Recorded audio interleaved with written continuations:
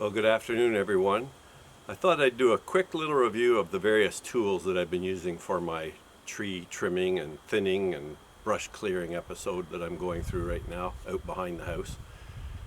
In case anyone out there is looking at doing a similar type of activity, this might be helpful as far as what tools are most effective. Probably the simplest and most cost-effective tool to use if you're not doing a huge project is simply a hand pruning saw like this one, a small pruning saw. This is very effective at trimming branches off trees up to maybe 2 inches in diameter, primarily for branches less than that, usually in the 1/2 inch to 1 inch range, but this one cuts quite rapidly with large teeth. This is an older still model, but they come in all kinds of makes and sizes with different blade designs.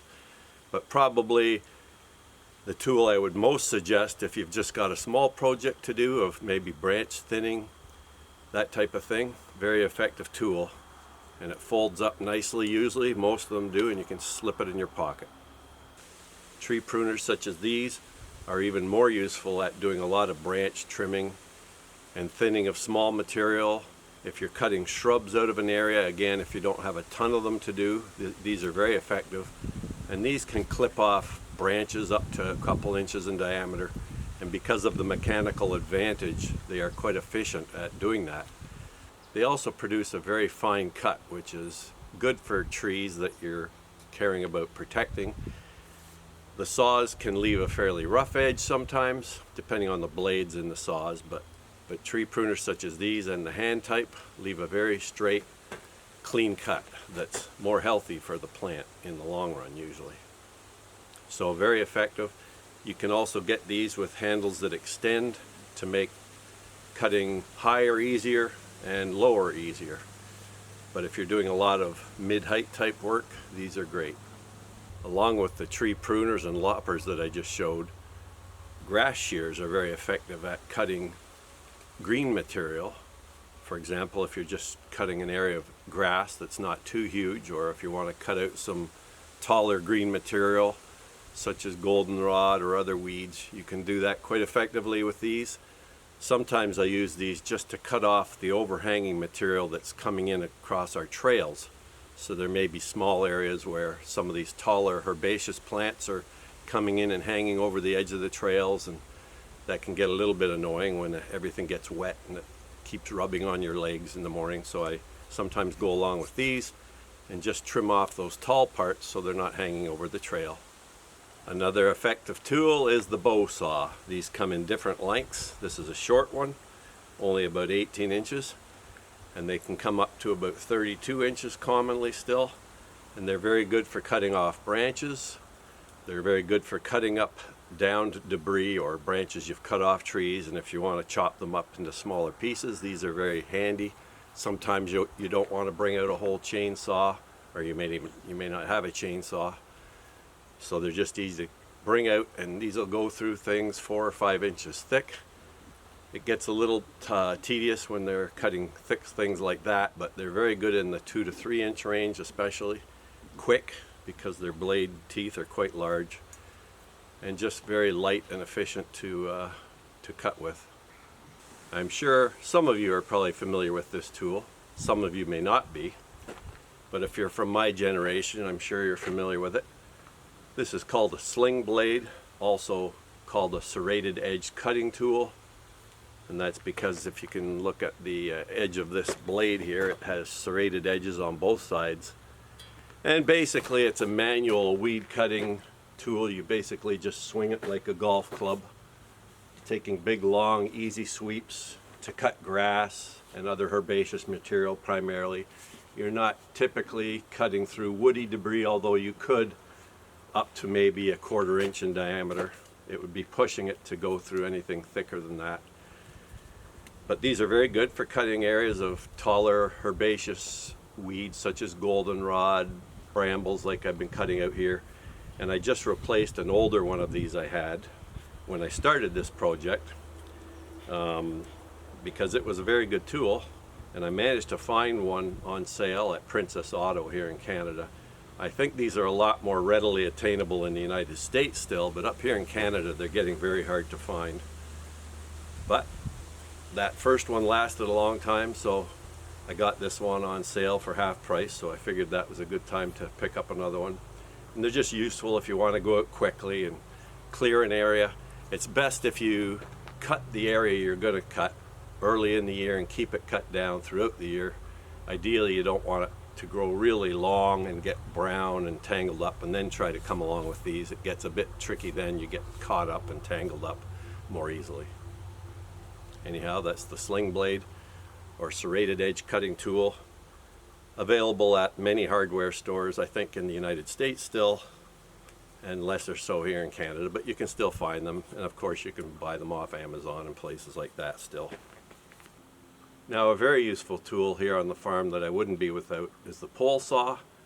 We have lots of trails, we have trees alongside our driveway and many other trees everywhere else, and quite often I need to get out and trim off lower branches that are growing constantly, and then they hang down over various areas we don't really want them to hang down over. And this is very useful because these are extendable typically. Sometimes you get them that aren't extendable, but this one here, for example, can extend to 16 feet in length, and then with the addition of your own body height and arm length, that extends. So this one I figure can probably go 24 feet with my height and arm length. So they typically come with a heavy tooth cutting blade. You can see here the large backward facing teeth, and this makes cutting very easy. And this one basically cuts on the backstroke, so as you're pushing it forward they slide over these teeth, but when you come to pull backwards on it, that's when it does the predominant cutting. They also often come with this additional little spring-loaded blade here, as you can see in this gap right in here. This metal blade will close, and that's great for cutting off branches up to about 1 inch in diameter. So quite often what I'll do is I'll extend the pole saw up to the height and cut off the smaller branchlets off the larger branch first, and then I'll use the saw to finish the job by cutting the big pieces of the branch. But a very useful tool.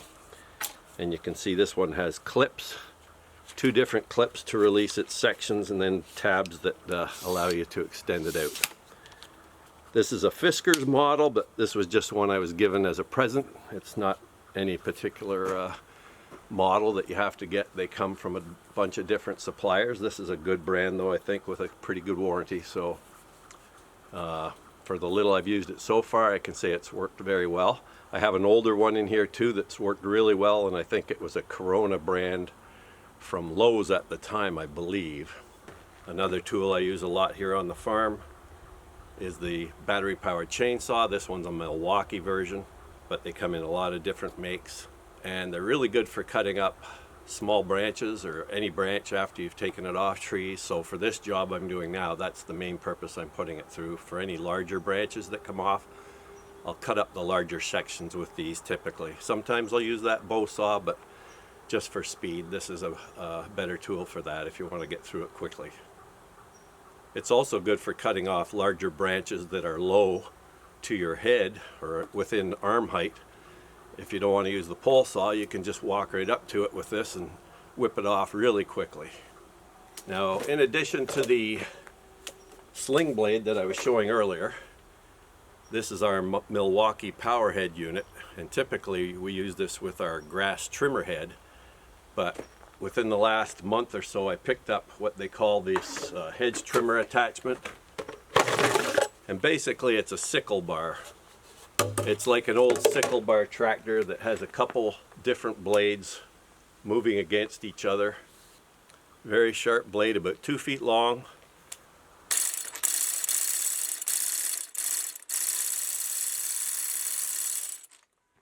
So this unit is very good at cutting down tall weeds such as goldenrod or Queen Anne's lace or any of the other tall weeds that you get in fields, grasses, and even brambles, blackberry, red raspberry brambles. That's what I've been cutting mainly out here with the goldenrod.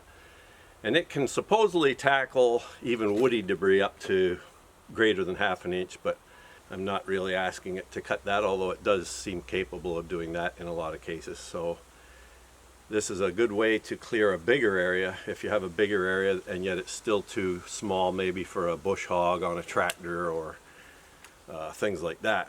Anyhow, those are the main tools I wanted to highlight. There's probably a number of others that you're familiar with that you use for this type of work. You could use machetes, for example, as well for trimming branches or cutting brush quickly with your hand. And there's obviously, if you don't have a lot of undulation to your property and no debris like branches and rocks, you could simply go in with a bush hog or a hand mower even and cut the stuff out. But where I am, I've got a mix of raspberry brambles, goldenrod, branches on the ground, undulating terrain, rocks, and trees and shrubs mixed in, some of which I want to keep and some of which will eventually cut down.